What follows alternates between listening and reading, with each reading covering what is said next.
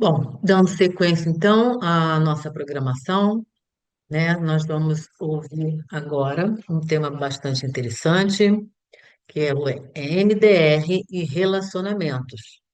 Quando a dor do casal não está no trauma.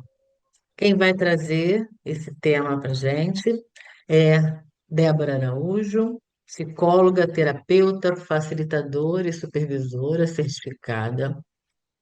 Supervisora em formação de MDR, terapeuta sistêmica individual de casal e família, praticante do IFS, Sistema Familiar Interno, para quem não conhece, especialista em TCC, neurociências, autora do e-book sobre relacionamentos e quando as escolhas se tornam problemas. Atende individual, casal e crianças.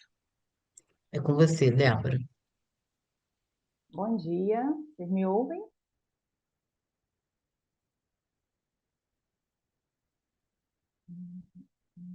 Bom dia, estão me ouvindo?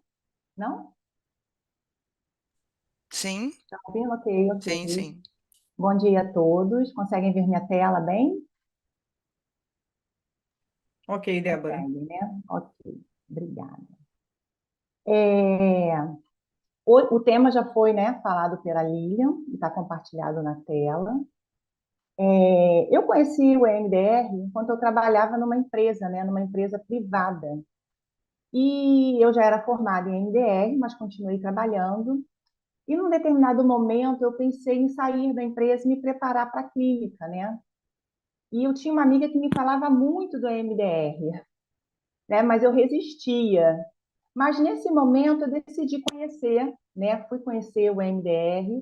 Foi a Lilian na na instituição que ela trabalha que ela fazia alguns encontros, não sei se ela lembra, né? E eu fui e ela explicou como funcionava o MDR, então eu decidi fazer a formação.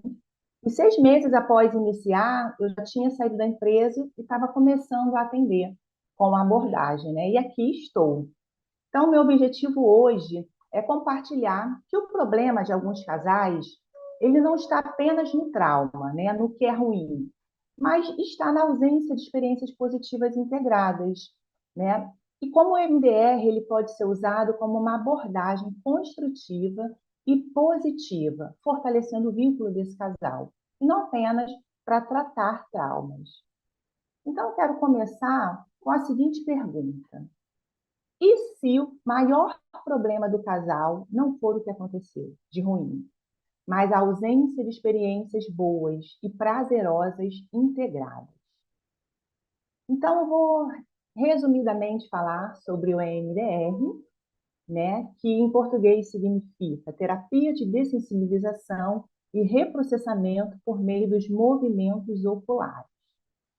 E como já foi dito, e eu vou estar reforçando em outras palavras, o MDR é uma abordagem psicoterapeuta integrativa, né? Ele está estruturado para facilitar a integração de novas concepções de si, novas percepções de si mesmo, para facilitar a dessensibilização e o reprocessamento do trauma, para ajudar o paciente a reavaliar cognitivamente a experiência dolorosa que ele viveu, levando a uma resolução adaptativa, né? Porque ele é uma abordagem guiada pelo modelo PAI, como já foi explicado aqui, que é o processamento adaptativo de informação. Ele também integra elementos da prática da psicodinâmica, da cognitiva, experiencial, comportamental e da somática, né? Embora ele apresente protocolos e procedimentos padronizados, únicos, incluindo o uso dos estímulos bilaterais de atenção dual, visual, auditivo e táteis. E eu vou compartilhar com vocês um caso. Então, eu gostaria também de falar de como a teoria do apego me ajudou, né? Ampliou o meu entendimento sobre esse caso que eu vou compartilhar com vocês. Ela me leva a entender que, com a falta de experiências positivas integradas, falta a base positiva, né, para que a pessoa se sinta segura emocionalmente. E isso impede o desenvolvimento do apego seguro, né? Um exemplo disso, a gente pode pensar numa criança, que recebeu amor, mas de uma forma muito instável ou sutil, né? E ela pode crescer sem a sensação profunda de ser digna de amor, de se sentir segura no mundo, gerando insegurança. E essa falta, né, dessa base segura emocional, ela leva a déficits na organização cortical, que pode prejudicar a atenção, a regulação emocional e a interação social, por exemplo.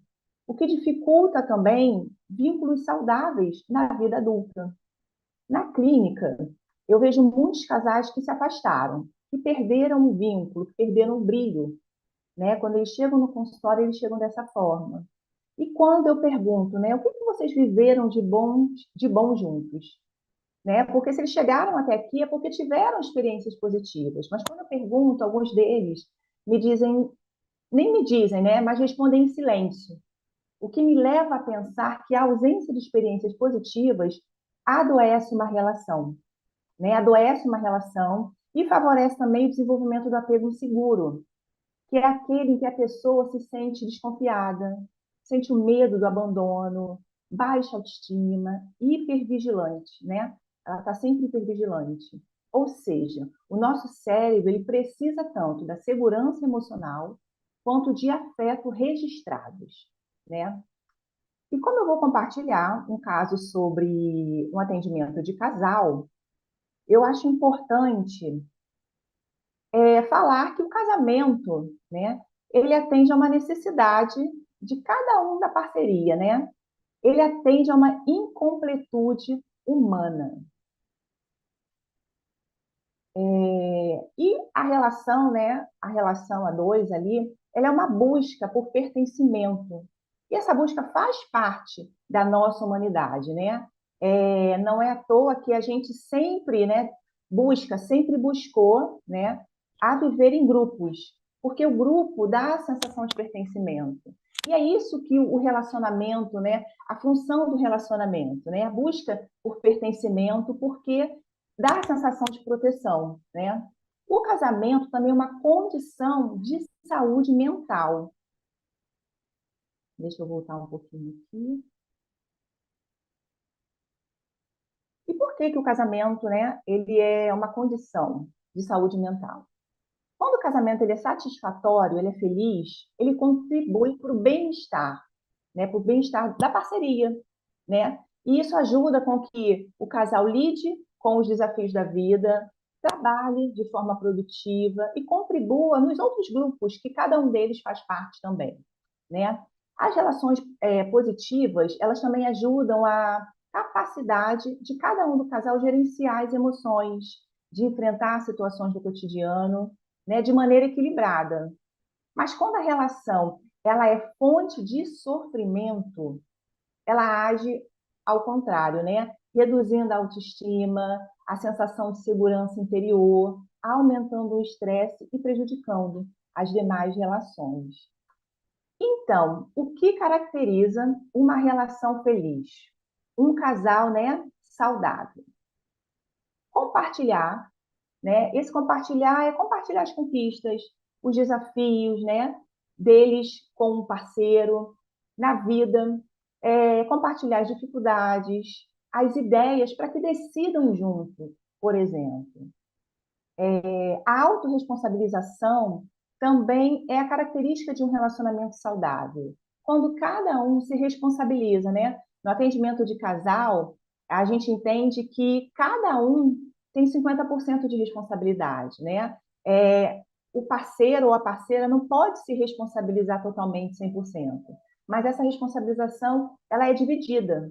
Então, o relacionamento em que ambos dividem a responsabilização, investem na relação, que é o terceiro, né? Essa é uma característica de uma relação saudável.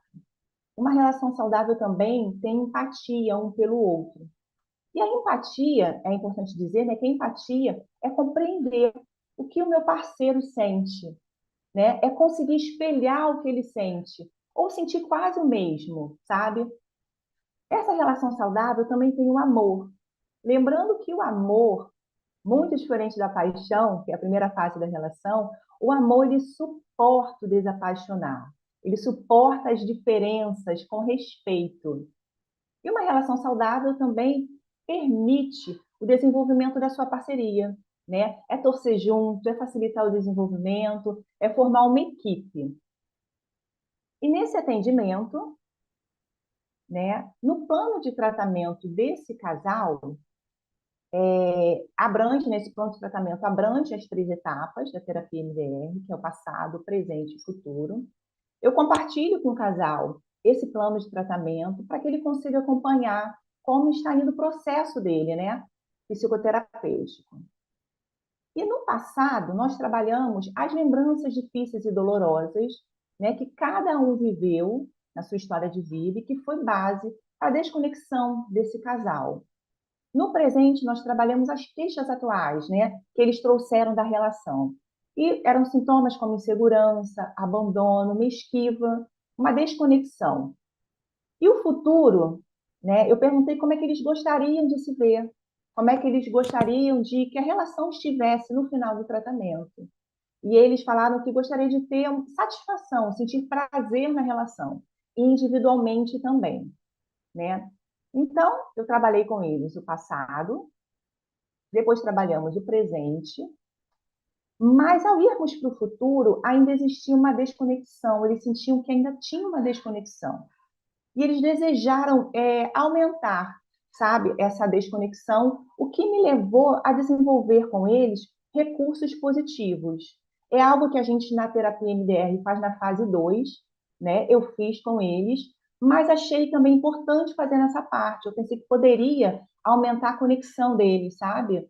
Então, eu fiz com eles recursos positivos com esse objetivo, né? Para que levassem a aumentar a compaixão, o amor próprio e a segurança na relação, né? E o que são esses recursos positivos? Eles são estados internos, né? Fortalecedores. Eles aumentam a segurança, a calma, a autoconfiança, o senso de pertencimento, por exemplo, né? E esses recursos, eles podem ser baseados em experiências reais vividas, né, pelo casal, como um momento em que se sentiram seguros, amados, ou também pode ser construções imagéticas terapêuticas, como um lugar seguro, que costumamos usar na fase 2 da terapia MDR, embora eu tenha usado o exercício do domínio, tá? Eu usei com esse casal o exercício do domínio, que eu vou compartilhar um pouco com vocês. O que eu sugeri a eles? Eu sugeri mais 4 consultas, onde eu passei tarefas. A primeira tarefa que eu passei para eles foi uma tarefa de presentear a sua parceria, né? Eu sugeri que eles pensassem como poder presentear. E como era um casal, né?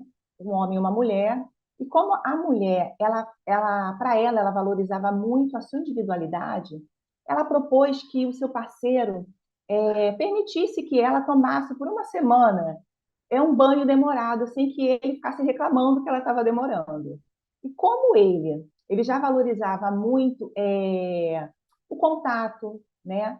Ele pediu para que dormissem por uma semana, pelo mesmo período, abraçados.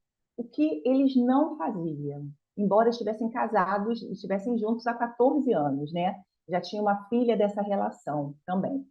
Então, cada um levou para casa a tarefa e voltaram na sessão seguinte. E como que eu fiz esse exercício, esse recurso com eles? Como é que eu desenvolvi? Eu pedi para cada um, né? Eu vou descrever com vocês aqui o que o parceiro me contou sobre a experiência que ele viveu. Então, eu pedi para ele me contar. Depois que ele me contou, eu fiz essa mesma tarefa com a esposa, na mesma sessão.